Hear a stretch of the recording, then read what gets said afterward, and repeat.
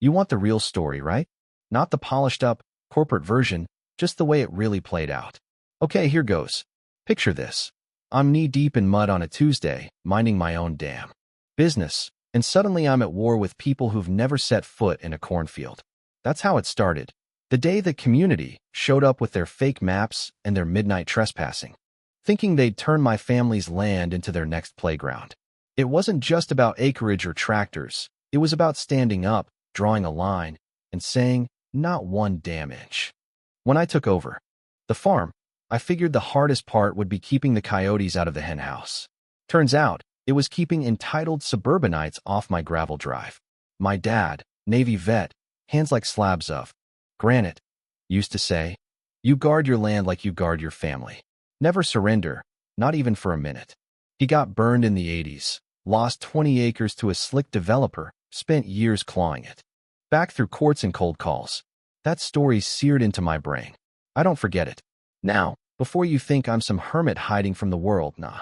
I was a structural engineer in Fort Worth. Skyscrapers, bridges, you name it.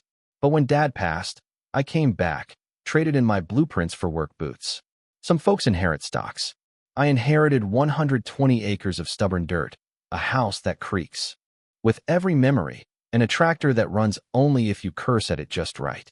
It's work, but it's honest. The peace didn't last. Change never does. A few months back, I spotted bulldozers out by the south fence. Elk Springs Vista, luxury living, they called it. Sidewalks, fake boulders, houses so close you could smell your neighbor's dinner.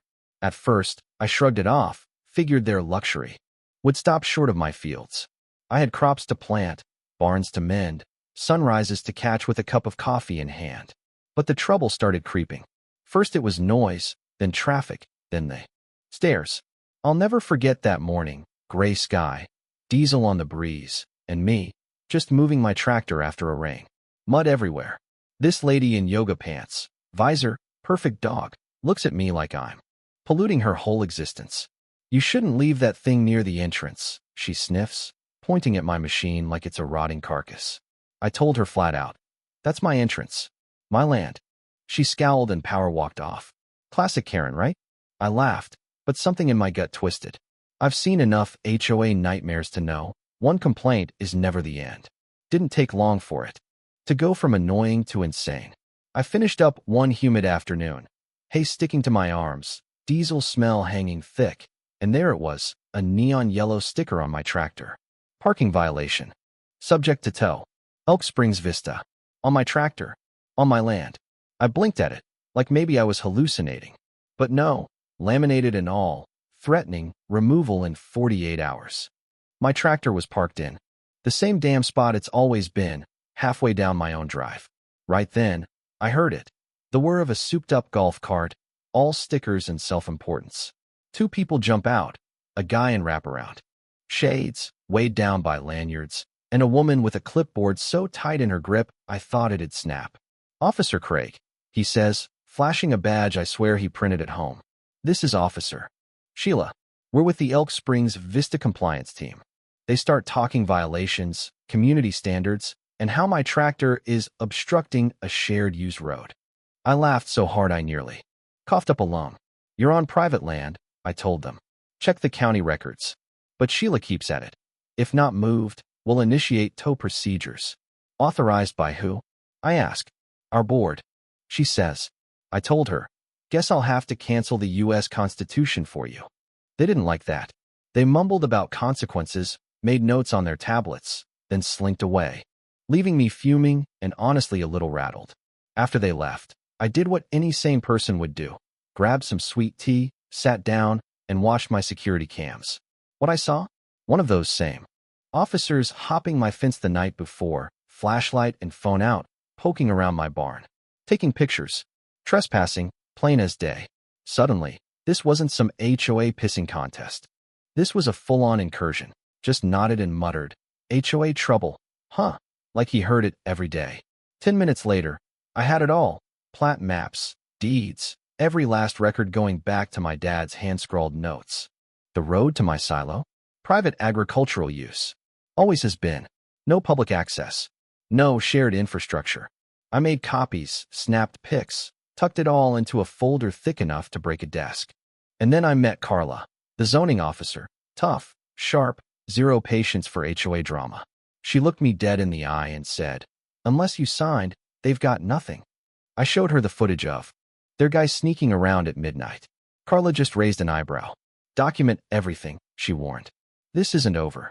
She was right. Back at the farm, I gathered every scrap of paper, every video clip.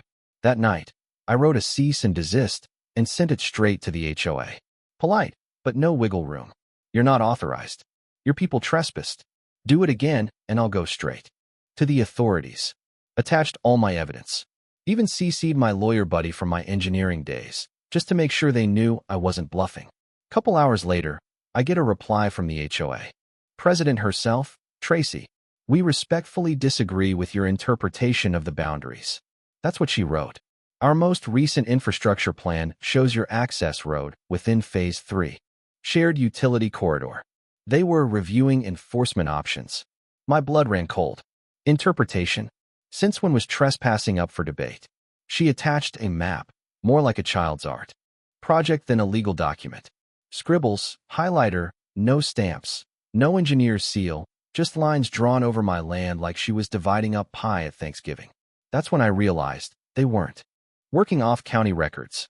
They were making their own, justifying every move with fantasy maps, passing them around like gospel. I sat up all night, rewinding the security footage, watching that guy aim his phone into my barn like he already owned it. By sunrise, I knew they were just getting started. Not 2 days later, I'm feeding the cattle, and here's something ugly out front. A tow truck, big and loud, rolling and flanked by the HOA's finest. Craig leading, Sheila recording everything on her phone, and a third guy looking like he bench presses clipboards for fun. They parked right in my driveway. I kept my cool, walked out, hands in plain view. "Unless that truck's here to tow bad ideas, you'd better back up," I told them. Craig steps up, starts reciting ordinances. The tow driver's already pulling out chains.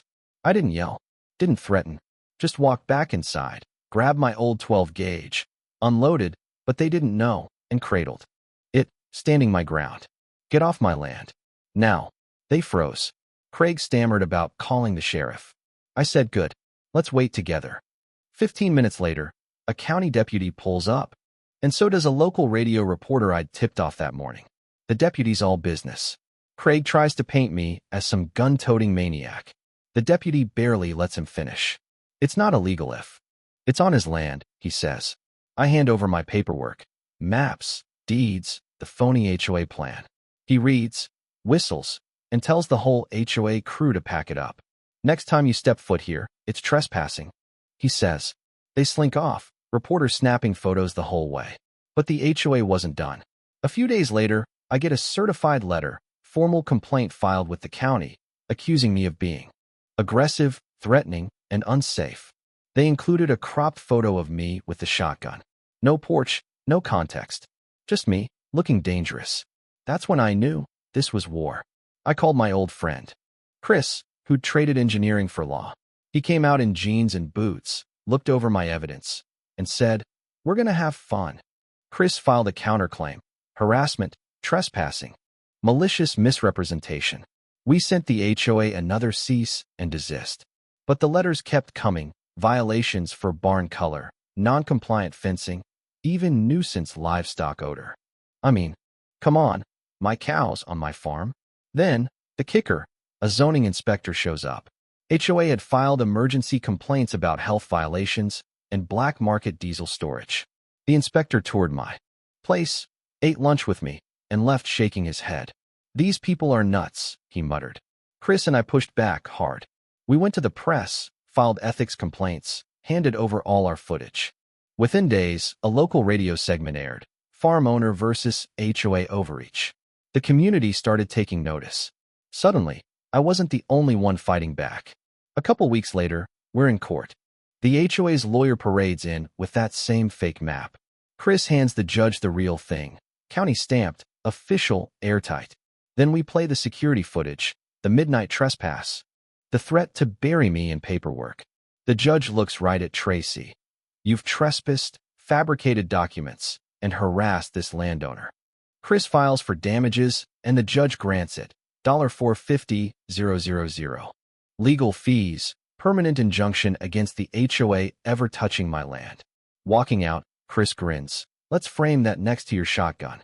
I just thought about the sign I'd hang at the gate. 3 weeks later, I bolted a steel sign to a post. Private farm. Not your HOA. Bring a judge. Quiet returned, honest quiet. The paper ran a headline. Farmer wins big against HOA.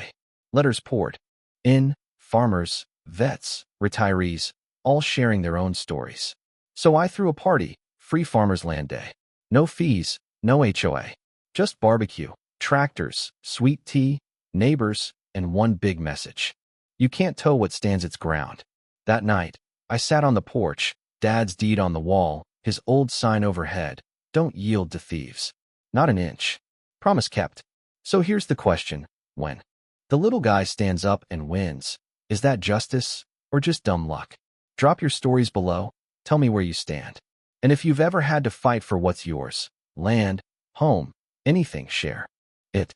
Let's remind these HOAs, and anyone else who forgets, some lines aren't meant to be crossed.